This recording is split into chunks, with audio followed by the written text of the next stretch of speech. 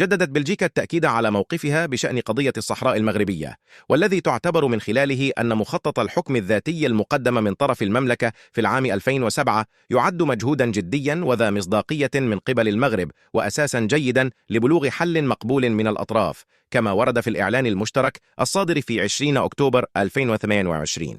ويحيل هذا الموقف الذي تم تجديد التأكيد عليه على لسان متحدث باسم وزارة الشؤون الخارجية البلجيكية في تصريح لوكالة المغرب العربي للأنباء على الإعلان المشترك الصادر في 20 أكتوبر 2028، والذي جرى اعتماده عقب اجتماع وزير الشؤون الخارجية والتعاون الإفريقي والمغاربة المقيمين بالخارج السيد ناصر بوريطة، ووزيرة الشؤون الخارجية والشؤون الأوروبية والتجارة الخارجية والمؤسسات الثقافية الفيدرالية بمملكة بلجيكا حجة لحبيب. وبهذه المناسبة أكدت الوزيرة البلجيكية دعم بلجيكا منذ أمد طويل للمسلسل الذي ترعاه الأمم المتحدة من أجل التوصل إلى حل سياسي عادل دائم ومقبول من الأطراف.